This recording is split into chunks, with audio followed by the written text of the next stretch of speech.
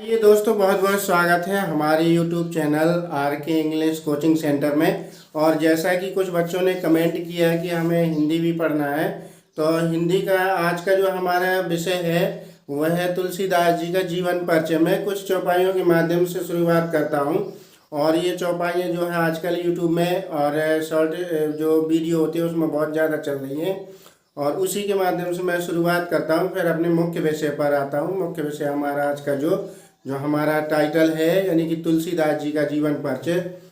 तो कहते हैं कि बंदो गुर पादे पदों में परागा, सुरुच सुवासे सर से अनुरागा। तो ये चौपाई है लोकनायक तुलसीदास जी की, जिन्होंने बहुत ही महान ग्रंथ की रचना की। रामचरितमानस जो सभी जगह ये पढ़ने को और सुनने को मिलता है, तो आज हम उन्हीं के बारे में चर्चा करेंगे। गोस्वामी तुलसीदास जी के महाराज के बारे में, उनका जीवन परिचय मैंने बताने की कोशिश की है। इनका जन्म संवत 1554 विक्रमी संवत और सन 1532 में हुआ था और इनका जन्म स्थान राजापुर गांव जो आज के समय में चित्रकूट जिले में स्थित है और चित्रकूट उत्तर प्रदेश में, और ये पहले बांदा जिले में आता था। इनकी बचपन का नाम रामबोला था और पिता और माता का नाम, पिता का नाम आत्माराम दुबे और माता का नाम हुलसी। तो इस प्रकार से संक्षिप्त परिचय में बता रहा हूँ। और इनके जो गुरु शिक्षक थे संत नर हरिदास, इनकी भाषा अवधी एवं ब्रज भाषा थी। शैली में आते हैं छप्पे दोहा चौपाई। इन्होंने इस प्रकार से वो चौपाई गीत कवित्व सवैया ये सब लिखे हैं, यानी कि शैली इनकी है। और प्रमुख रचनाएं हैं रामचरितमानस, जानकी मंगल, दोहावली, गीतावली, रामलला नाचू, इस प्रकार से पार्वती मंगल और रामाज्ञा प्रश्न है। तो ये इनकी रचनाएं हैं। और इनको मैं बताना चाहता हूँ कि इनका जो जन्म है उसके बारे में भी एक दोहा कहा गया है कि संवत 1554 विषय कालिंदी के तीर, श्रावण शुक्ला सप्तमी तुलसी धर्यो शरीर। तो इस प्रकार से उन्होंने उसमें बताया गया है कि संवत 1554 में इनका जन्म हुआ था। और अभी जो आपको बताया कि राजापुर गांव में, और जो पहले बांदा जिला में लगता था अब चित्रकूट जनपद में, तो इनका गांव आता है। जब इनका जन्म हुआ तो ये जो है इनके 32 दांत थे और जैसे ही जन्म हुआ तो ये तुरंत राम का नाम बोले। तो इस राम का नाम बोलने पर ही इनका नाम रामबोला पड़ गया था। और बचपन में ही इनके माता पिता ने इन्हें त्याग दिया था। फिर इनका लालन पालन किसी प्रकार से इनके गुरु जो संत नर हरिदास जी है उनके माध्यम से इनका लालन पालन हुआ। लालन पालन होने के बाद वहीं पे ये अपनी गुरु शिक्षा यानी गुरु से शिक्षा ग्रहण करते रहे और बड़े हुए। और बाद में दीनानाथ पाठक जी जब ये बड़े हो गए तो दीनानाथ पाठक की पुत्री थी रत्नावली, उनसे इनका विवाह हुआ और अपना गृहस्थ आश्रम में जीवन यापन करने लगे। लेकिन एक बार की एक घटना है कि जब तुलसीदास जी महाराज वहाँ पर थे नहीं और उनकी अनुपस्थिति में रत्नावली अपने मायके चली गई।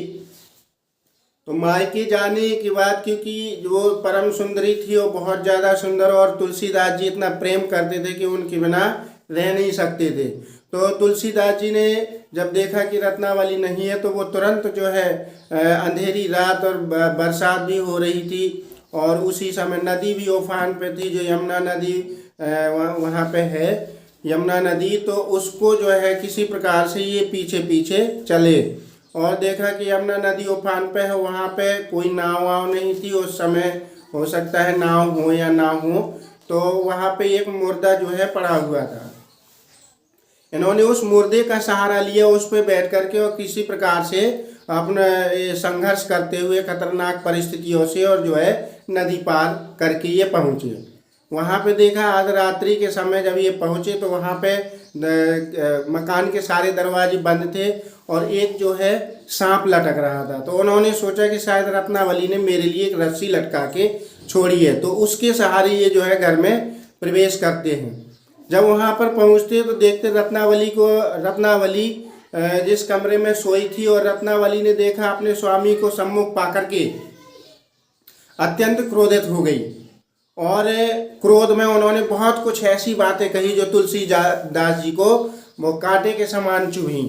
तो उसमें भी एक दोहा आता है कि लाज न लागत आपको दौड़े आए साथ, धिक धिक ऐसे प्रेम को कहा कहूँ मैं नाथ।